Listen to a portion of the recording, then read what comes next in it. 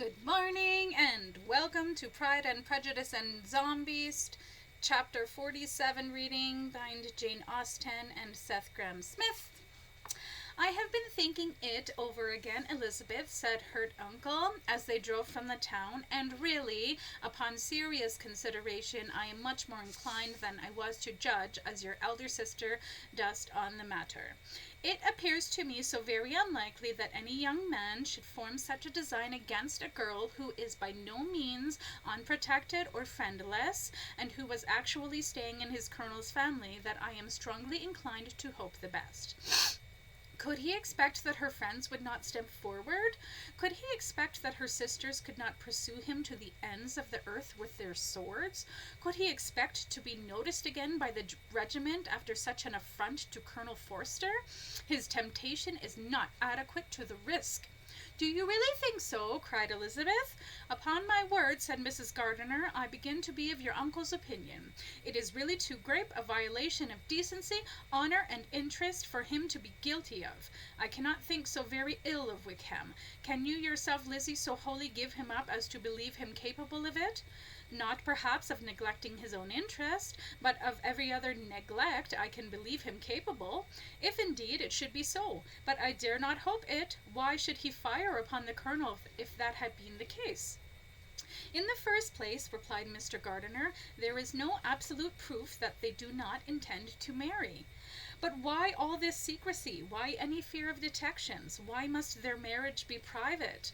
Oh, no, this is not likely. His fellow officer, you see, by Jane's account, was persuaded of his never intending to marry her. Wickham will never marry a woman without some money. He cannot afford it. And what claims has Lydia? What attractions has she beyond youth and good length of bone that could make him, for her sake, forego any chance of benefiting himself by marrying well? As to your other objection, I am afraid it will hardly hold good. My sisters and I cannot spend any substantial time searching for Wickham, as we are each commanded by his Majesty to defend Hertfordshire from all enemies until such time as we are dead, rendered lame, or married. But can you think that Lydia is so helpless as to allow herself, nay, her family, to be so dishonoured?" "It does seem, and it is most shocking indeed," replied Elizabeth, with tears in her eyes, "that a Bennet's sister mastery of the deadly arts should admit of doubt. But really I know not what to say. Perhaps I am not doing her justice, but she is very young, and for the last half year, nay, for a 12-month, she has been given up to nothing but amusement and vanity. She has been allowed to dispose of her time in the most idle and frivolous manner, and to neglect her daily sparring, meditation, or even the simplest game of kiss me dear. Since the militia were first quartered in Meryton, nothing but love, flirtation, and officers have been in her head. And all we know that Wickham has every charm of person and address that can captivate a woman. But you see that Jane," said her aunt, "does not think so very ill of Wickham as to believe him capable of the attempt." "Of whom does Jane ever think ill? I have seen her cradle unmentionables in her arms, apologizing for taking their limbs, even as they tried to bite her with their lust. But Jane knows as well as I do what Wickham really is. We both know that he has been profligate in every sense of the word, that he has neither integrity nor honour." "And do you really know all this?" cried Mrs. Gardiner. "I do indeed," replied Elizabeth, colouring. "I told you the other day of his infamous behaviour to Mr. Darcy, and you yourself, when last at Longbourn, heard in what manner he spoke of the man who had behaved with such forbearance and liberality towards him. And there are other circumstances which I am not at liberty, which it is not worth while to relate, but his lies about the whole Pemberley family are endless." "But does Lydia know nothing of this? Can she be ignorant of what you and Jane seem so well to understand?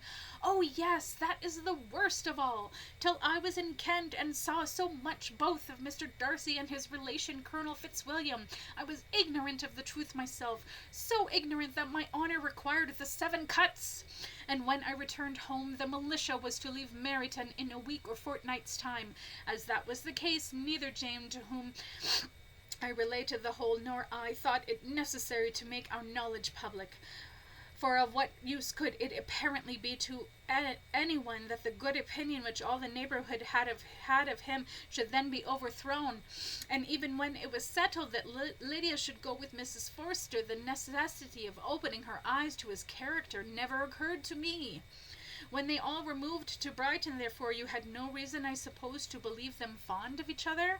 Not the slightest. I can remember no symptom of affection on either side, other than her carving his name into her midriff with a dagger. But this was customary with Lydia. When first he entered the court, she was ready enough to admire him, but so we all were. Every girl in or near Meryton was out of her senses about him for the first 2 months, but he never distinguished her by any particular attention, and consequently, after a moderate period of extravagant and wild admiration, her fancy gave way, and others of the regiment who treated her with more distinction again became her favourites. However little of novelty could be added to their fears, hopes, and conjectures on this interesting subject by its repeated discussion, no other could detain them from its long during the whole of the journey. From Elizabeth's thought it was never absent. Fixed there by the keenest of all anguish, self-reproach, she could find no interval. They travelled as expeditiously as possible until they neared the village of Low, where there had lately been a skirmish between the king's army and a southerly herd. Here the road became so littered with bodies, human and unmentionables alike, that it was rendered almost impassable. As the bodies were unsafe to touch, the coachman was forced to lift the iron beak from the undercarriage and affix it to the horses, hanging it with leather straps from their necks so that it rested front of their feet, forming a plough which pushed the bodies aside as they continued. Determined that they should lose no more, Elizabeth sat next to the coachman with her brown Bess, ready to meet the slightest sign of trouble with the crack of powder. She ordered him to stop for nothing. Even that most personal business would have to be attended from where they sat. They drove through the night and reached Longbourn by dinner time the next day. It was a comfort to Elizabeth to consider that Jane could not have been wearied by long expectations.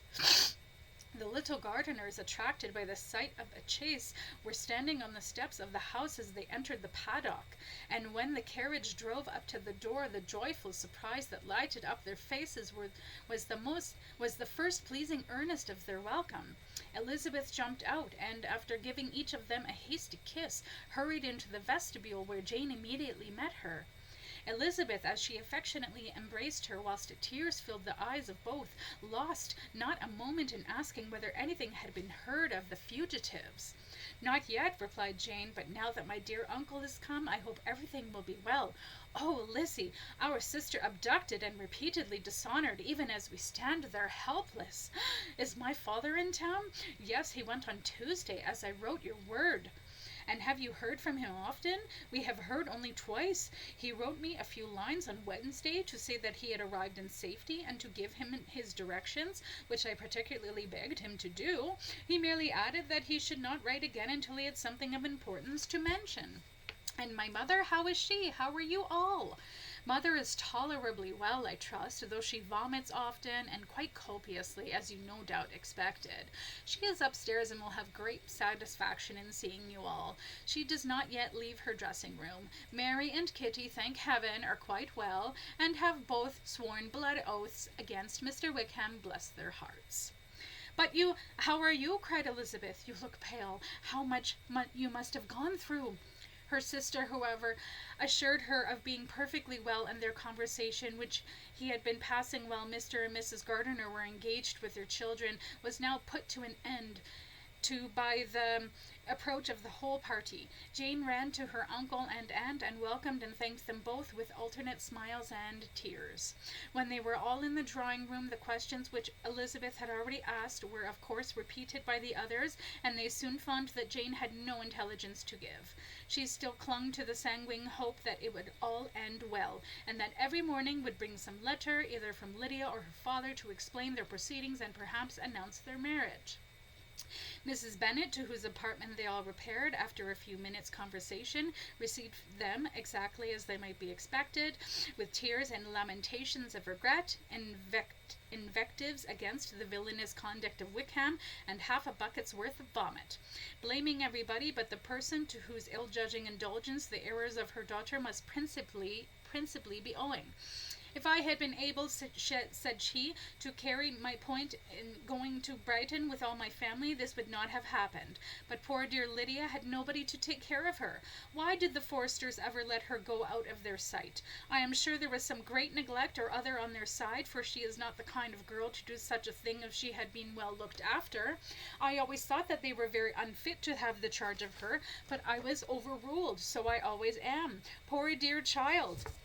And now here's Mr. Bennet gone away, and I know he will fight Wickham wherever he meets him, and then he will be killed. For no matter how full his mind of oriental trickery, his frail old body possessed none of its former grace. And then what is to become of us all? The Collins will turn us out before he is cold in his grave, and if you are not kind to us, brother, I do not know what we shall do.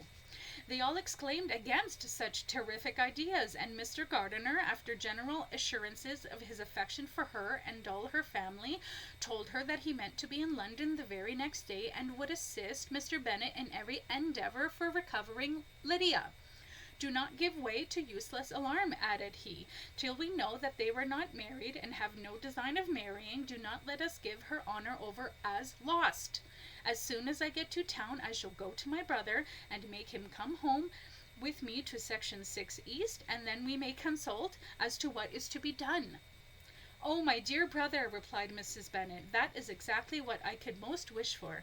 When you get to town, find them out, and if they are not married already, make them married. And as for wedding clothes, do not let them wait for that, but tell Lydia she shall have as much money as she chooses to buy them after they are married.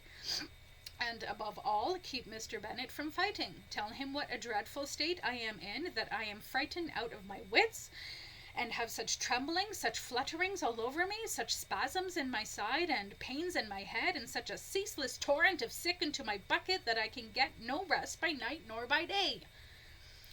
Mr. Gardiner assured her again of his earnest endeavours in the cause, and after talking with her in this manner till dinner was on the table, they all left her to vomit in the company of the housekeeper, who ended in the absence of her daughters. Though her brother and sister were persuaded that there was no real occasion for such a seclusion from the family, they did not attempt to oppose it. In the dining-room they were soon joined by Mary and Kitty, who had been too busily engaged in their sparrings to make their appearance before. They had been busy at little else since swearing their blood oaths. Soon after they were seated at the table, Mary whispered to Elizabeth, "This is a most unfortunate affair, and will probably be much talked of, but we must stem the tide of idle chatter, and pour into our wounded bosoms the soothing balm of vengeance." Then, perceiving in Elizabeth no inclination of replying, she added, "Unhappy as the event must be for Lydia, we may draw from it this useful lesson, that virtue in a female is as easily removed as a piece of clothing, that one false step can cause endless ruin, that the only remedy for wounded honour is the blood of he who hath defiled it." Elizabeth lifted up her eyes in amazement, but was too much oppressed to make any reply. Mary, however, continued to console herself with such kind of moral extractions from the evil before them. In the afternoon, the two elder Miss Bennets were able to defeat half an hour by themselves, after joining in general lamentations over the dreadful dishonouring of their sister, which Elizabeth considered as all but certain, and Jane could not assert to be wholly impossible. The former continued the subject by saying, "But tell me all and everything about it which I have not already heard. Give me further particulars. What did Colonel Foster say? Had they no apprehension of anything before the abduction took place?" Colonel Foster did own that he had often suspected some partiality, especially on Lydia's side, but nothing to give him any alarm. "I am so grieved for him. His behaviour was attentive and kind to the utmost. He was coming to us in order to assure us of his concern before he had any idea of Wickham's having no intention of marrying. When that apprehension first got abroad, it hastened his journey. And was the officer convinced that Wickham would not marry? Did he know of their intending to go off? Yes, but when he questioned by him, the officer denied knowing anything of their plans and would not give his real opinion about it, even after the colonel threatened to feed his most English parts to the unmentionables. He did not repeat his persuasion of their not marrying, and from that I am inclined to hope he might not have been misunderstood before. And till Colonel Foster came himself, not one of you doubted that they would be hastily married. How was it possible that such an idea should enter our brains? I feel a little uneasy, a little fearful of my sister's happiness with him in marriage, because I knew that his conduct had not been always quite right. My father and mother knew nothing of that. They only felt how imprudent a match it must be. Kitty then owned with a very natural triumph, and knowing more than the rest of us that in Lydia's lost letter she had prepared her for such a step. She had known it in seams of their being in love with each other many weeks. But not before they went to Brighton? No, I believe not. And did Colonel Foster appear to think well of Wickham himself? Does he know his real character? I must confess that he did not speak so well of Wickham as he formerly did. He believed him to be imprudent and extravagant, and since this sad affair has taken place, it is said that he left Meryton greatly in debt, and left at least one poor milkmaid in a delicate condition, but I hope this may be false. Oh, Jane, had we told that we knew of him, this could not have happened. Perhaps it would have been better, replied his sister, but to expose the former faults of any person without knowing what their present feelings were seemed unjustifiable. We acted with the best intentions. Could Colonel Foster repeat the particulars of Lydia's note to his wife? He brought it with him for us to see. Jane then took it from her pocket-book and gave it to Elizabeth. These were the contents. My dear Harriet, we will laugh when you know where I am gone, and I cannot help laughing at myself at your surprise tomorrow morning as soon as I am missed. I am going to Gretna Green, and if you cannot guess with who, I shall think your brains in a zombie's teeth, for there is but one man in the world I love, and he is an angel. I should never be happy without him, so I think it no harm to be off. You need not send them word at Longbourn of my going, and if you do not like it, for it will make the surprise the greater when I write to them and sign my name Lydia Wickham, what a good joke it will be. I can hardly write for laughing. I shall send for my clothes and weapons when I get to Longbourn, but I wish you would tell Sally to mend a great claw mark in my worked muslin gown before they are packed up. Goodbye. Give my love to Colonel Foster. I hope you will drink to our good journey. Your affectionate friend, Lydia Bennet. Oh, thoughtless Lydia, cried Elizabeth when she had finished it. What a letter is this to be written at such a moment! But at least it shows that she was serious on the subject of their journey. Whatever he might afterwards force her into, it was not on her side a scheme of infamy. My poor father, how he must have felt it. I never saw anyone so shocked. He could not speak a word for full 10 minutes. My mother was taken ill immediately, and the whole house is such confusion. Oh, Jane, cried Elizabeth, you do not look well.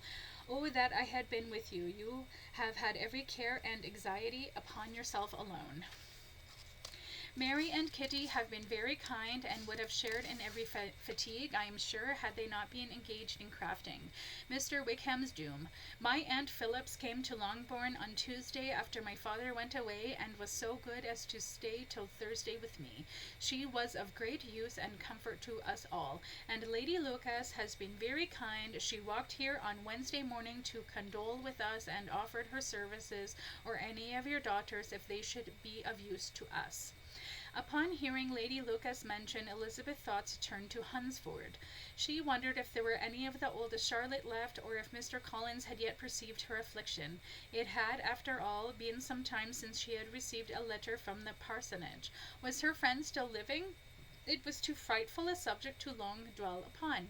She then proceeded to inquire into the measures which her father had intended to pursue while in town for the recovery of his daughter. He meant, I believe, replied Jane, to go to Epsom, the place where they last changed horses. His principal object must be to discover the number of the hackney coach which took them from Clapham after Mr. Wickham tried to kill the colonel. It had come with fare from London, and as he thought that the circumstance of a gentleman and ladies removing from one carriage into another in a hail of musket fire might be remembered, he meant to make inquiries at Clapham.